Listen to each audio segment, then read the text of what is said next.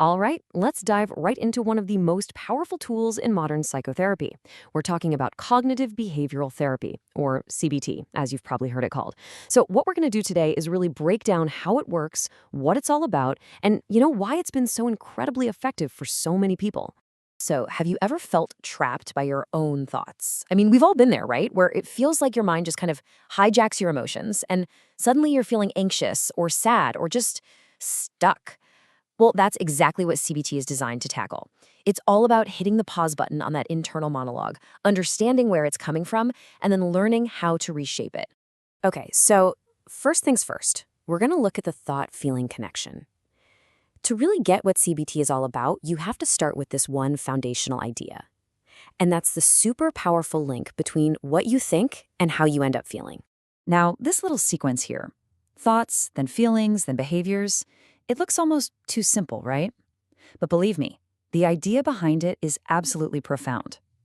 CBT's big idea is that our emotions and our actions, they don't just happen to us out of the blue. Nope, they're actually the result of our thoughts. So if you want to change how you feel or what you do, guess where you have to start? Right at the beginning. You've got to change how you think. So if we're going to put a more formal definition on it, here it is. Think of cognitive behavioral therapy as, well, it's kind of like skills-based training for your mind. It's not so much about digging around in your past for years and years. It's way more focused on the here and now.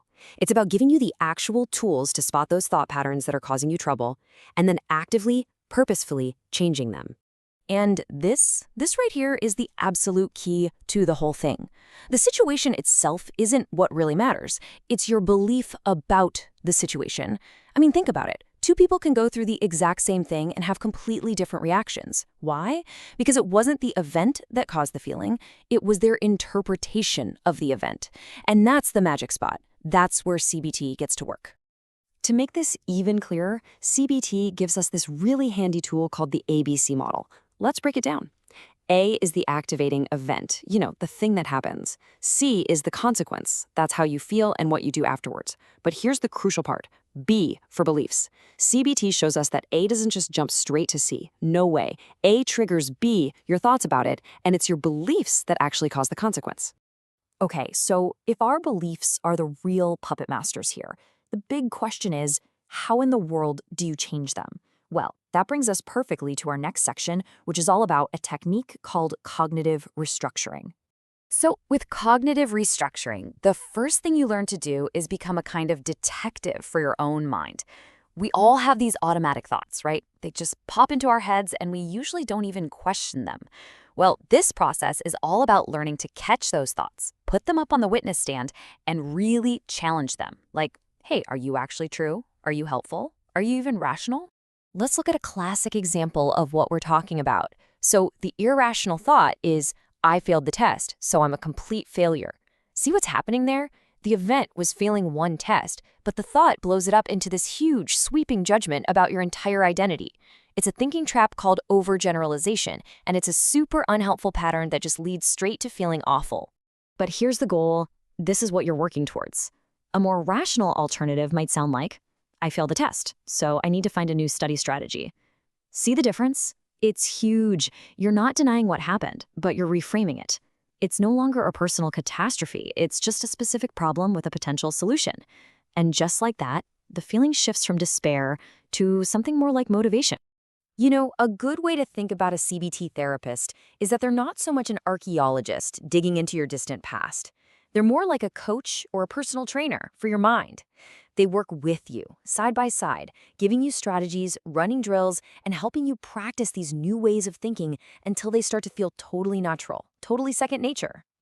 And it's not just about challenging thoughts. CBT comes with this whole toolkit of practical techniques that help you build brand new habits for your mind and your behavior. So let's open up that toolkit and look at a few of the most powerful ones. First up, we've got self-instructional training. This is literally about changing your internal script. So instead of just letting that anxious, self-defeating voice run the show, you deliberately create and practice helpful things to say to yourself. You basically prepare these self-statements to coach yourself through a tough situation, before, during, and after. Things like, I can develop a plan to handle it, or just take it one step at a time. And then afterward, hey, I did it. I got through it. Next up is relaxation training. And this is so important because CBT gets that our minds and our bodies are totally connected. When you have anxious thoughts, your body feels it, right? Your heart races, your muscles get tense. Well, relaxation training gives you the power to manage those physical symptoms directly, using things like deep breathing or muscle relaxation. The idea is simple. Calm your body, and your mind will follow. Okay, this one has a big name, systematic desensitization, but it's an incredibly powerful way to face your fears. It's all about gradual exposure.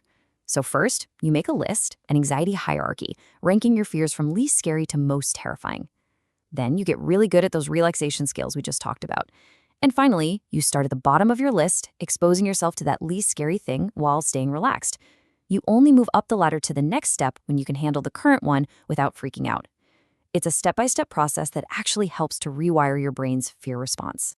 So we've talked about the theory and some of the key techniques, but where does the rubber meet the road? I mean, what is CBT actually effective for in the real world? Well, the answer is a lot. The evidence for its success is just massive. I mean, just look at this list. CBT has proven success in treating so many different things. We're talking about depression, a whole range of anxiety disorders like phobias and OCD, eating disorders, addictions. It's even used to help people manage the mental side of chronic pain. It's also been shown to be really effective for behavior disorders in kids and teens. It's just this incredibly versatile, goal-oriented approach that gets real, measurable results. And really, this brings us to the ultimate goal of CBT. It's not just about putting a Band-Aid on the problem you're facing right now. It's about teaching you how to become your own therapist. The whole point is for you to learn these skills so deeply that you have this durable toolkit for life, something you can pull out and use to handle whatever challenges come your way long after you've stopped seeing a therapist. And with that, we're at the end of our explainer, because really the true power of CBT isn't just in learning about it, it's in doing it. So I want to leave you with a little challenge. Think about it. What's just one automatic, unhelpful thought you've had recently? And now that you know all this, what's a more balanced, more helpful alternative you could practice instead? Something to think about. Thanks so much for joining me.